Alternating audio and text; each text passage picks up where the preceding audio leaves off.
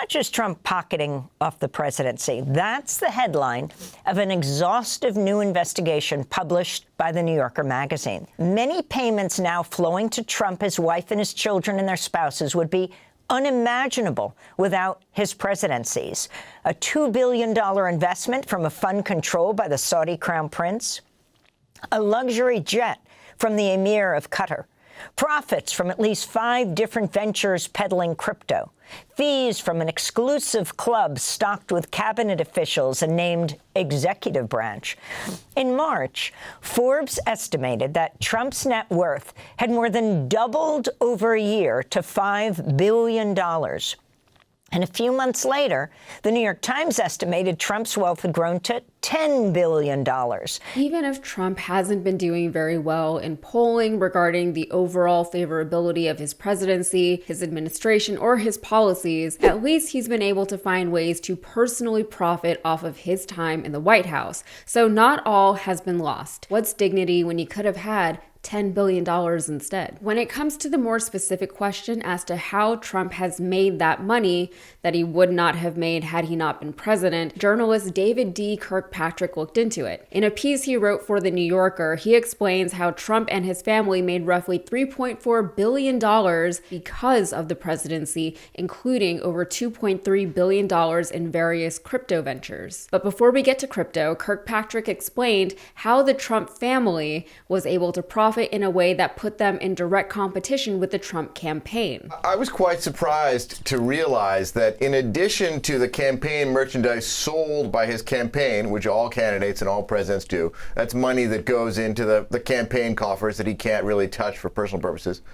The Trump organization also has its own online store, and they sell all kinds of Trump merchandise that looks very much like its campaign merchandise, but this money flows to Trump and himself. He's making, millions of dollars, I don't know, I forget what the exact number was, but $20 million over the last few years selling this kind of merchandise, which is arguably competing with his own campaign and diverting some of the money that his supporters might think is supporting the MAGA movement and his candidates to his own pocket. Well, Trump fashioned himself as the first crypto president, and he delved into that world early on. He had his weird NFTs, and of course, he's got meme coins for his wife and himself, the Trump and Melania tokens. He launched those coins just before he was inaugurated in January, but like so many other meme coins before it, the value of the token has tanked. It's fallen from $75 per token in January to just $8 today, and that is an 88% drop in value. By the way, it wasn't $75 for long either. Just after he was inaugurated, the value fell from $75 to $40,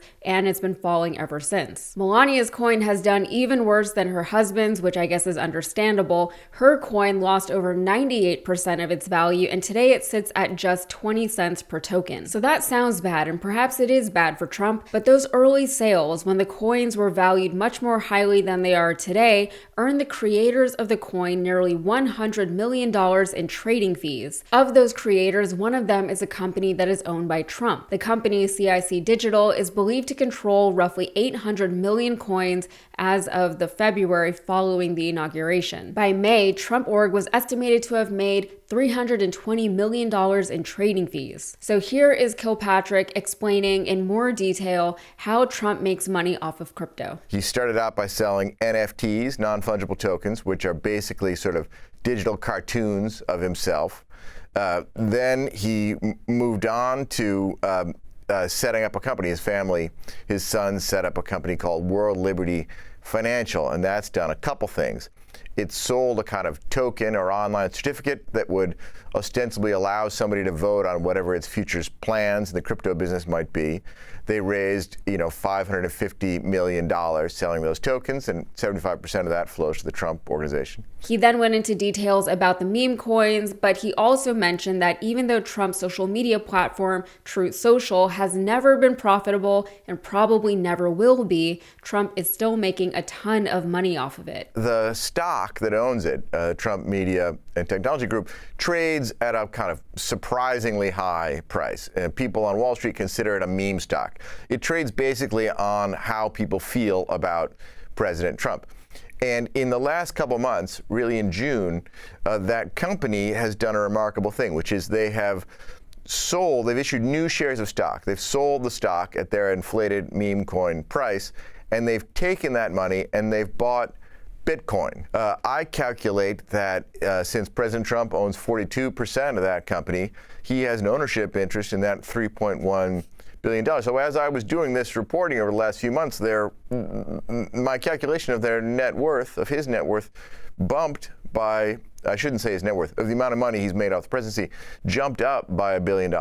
As far as his claim to be the crypto president, he has actually taken steps to lessen regulation within the cryptocurrency industry. This was released on whitehouse.gov just a few weeks ago. It's a fact sheet. The president's working group on digital asset markets releases recommendations to strengthen American leadership in digital financial technology. It says that the working group recommends that steps be taken to, among other things, immediately enable the trading of digital assets at the federal level by providing clarity to market participants on issues such as registration, custody, trading, and record keeping. This was pertaining to Trump's Genius Act. Genius standing for Guiding and Establishing National Innovation for U.S. Stablecoins that he signed into law last July. At the time, the bill was seen as a way for Trump to not only tie cryptocurrency into the U.S. financial system, but for him to personally make more money. The legislation, as it was passed with bipartisan support, by the way,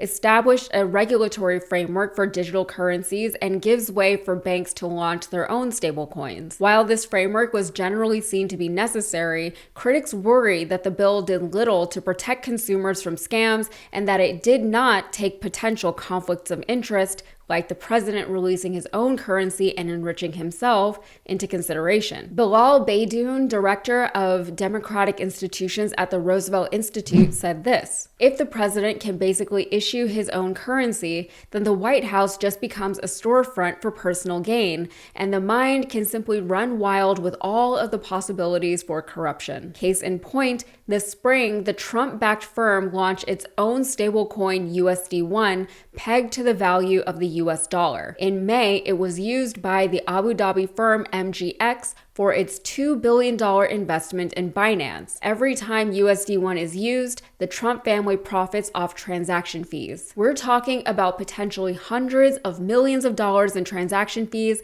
especially now that USD1 has been legitimized by the Genius Act, Beydoun said. You can expect a rush of money flowing into USD1, which is only going to enrich the Trumps further. Finally, as we all watch the rich just continue to get richer in this country, there is some pushback. Unfortunately, we've seen that our elected representatives don't really care a whole lot about protests or polling. They just do whatever they want while they can. Additionally, our attorney general works directly for the president these days, which is not normal, but she was questioned by Senator Jeff Merkley about the ways in which Trump has inflated his personal net worth as president. Last June, Merkley asked Bondi about the UAE investing $2 billion in World Liberty Financial, Trump's crypto company, after which Trump sent the UAE hundreds of thousands of AI chips. So I want you to hear how he presented the question to Pam Bondi. A request by UAE to produce AI chips that would go to UAE. The National Security Advisor of UAE is also the CEO of MGX. So after that request for those chips occurred, MGX then said, we will buy 2 billion, billion with a B, of the president's coins. And then the president went to the Middle East and said, we will get you those AI chips. Does this sequence of events in which a foreign government asks for a big favor, and we had previously banned these chips to UAE because of the national security concerns. Then they buy $2 billion of the president's coins, and then the president goes to the Middle East and says, we will provide those chips. Does that sequence of events concern you about foreign influence on the United States of America? And here is how she responded, or rather did not respond at all. The foreign influence on America that I would be concerned about if I were you was the Mexican national that resided in Oregon, who we just arrested, who had 384 pounds of methamphetamine. The foreign individual who I would be concerned about if I were a senator from Oregon is the Honduran drug trafficker who was residing in Portland for distributing fentanyl. The foreign national I would be concerned about if I was a Portland senator, an Oregon senator, is a Mexican national leader of a drug trafficking ring. Another one, fentanyl, firearms, fatal overdoses, all in your state. You have made your point. 57,700 fentanyl pills and stolen firearms in Oregon. That's what we should work together on, not gotcha questions during a budget hearing. Let me recognize Senator Merkley. Thank you very much, Mr. Chairman. The Attorney General certainly has made the point that she's very concerned about issues that I'm concerned about as well regarding the security of this country. But let the record note that in terms of foreign influence and the sale of foreign influence through the president's coins, she absolutely refuses to respond and instead turns to a whole list of different topics. I think it's important for the leader of the Justice Department of the United States to be very concerned about foreign influence, and I encourage you to take on that topic and not consider it an offense that those of us who are concerned here, Democrats and Republicans, want Americans to make American decisions, not foreign influence being bought through crypto coins. So it's clear that our government is not here to protect us. They're only interested in protecting the wealthy, and we know that probably has something to do with the inordinate amount of wealthy individuals we have representing the average American in Congress and in the White House, including our billionaire president, who somehow convinced working class Americans across the country that he is just one of them. I do hope that things like his devalued meme coin and his dismal polling numbers are indicative of the fact that more people are starting to realize who and what he is, and more importantly, how bad his policies are for the American people. We'll have to see which way the trend line goes by the time we get to November next year. All right, that's it for me. If you got anything out of this, please like the video and subscribe to the channel for more. Thanks.